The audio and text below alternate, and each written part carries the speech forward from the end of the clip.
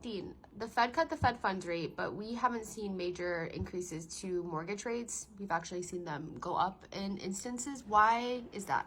Because, okay, the short answer is because when Powell came out and cut the rates 50 basis points originally, the whole market's sentiment was a lot more rate cuts coming, right? And with a lot more rate cuts coming, they priced in a lot of all these rate cuts. That's why you saw the rates drop a little bit, right? They initially, when he cut the rates, let's talk about mortgage rates, right? The mortgage rates are based on the 10-year treasury. So when he initially cut 50 basis points, the 10-year treasury dipped, right? Kind of logical, right? He cuts rates, it translates into the mortgage, the 10-year treasury market and 10-year treasury drop, but then now it went back up, right? So why did it come back up, right? Because he's supposed to cut rates more. Why it came back up? Because a couple of reasons, I think. Because the sentiment was he was going to cut another 50. He was going to keep cutting. But now what happened on Friday was the jobs report was really strong. Really strong jobs report. And jobs report being strong, it's, meaning the economy looks like it's going to perform better.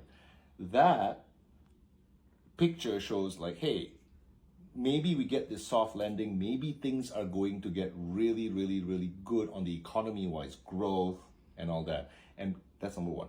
Powell said that I don't care about inflation anymore. I think inflation's tamed. My focus is the job market right now. He wants to do the soft landing thing. He wants to stave off high unemployment, more job losses, avoid a recession, right? Because of those two things, it looks like the economy is really strong and Powell's only going to focus on the job market. There's some fear out there that he's not going to pay attention to inflation, right?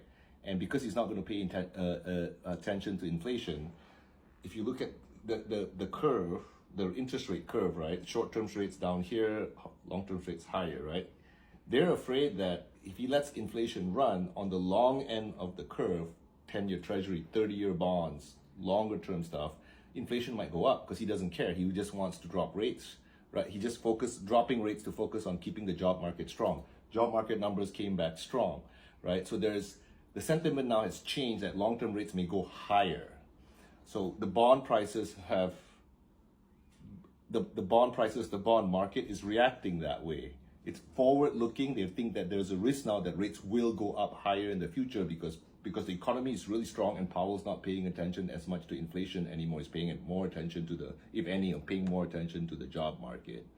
So, essentially the futures market is predicting higher long-term rates and the 10-year treasury and the bond prices reflect it. So the rates go up. So it's kind of a weird sense of logic that, economy is doing really good, but that may and Powell is going to really focus on keeping it that way in the job market and not paying so much attention to inflation. So inflation might rise for the longer term because he's not really going to be too worried about it.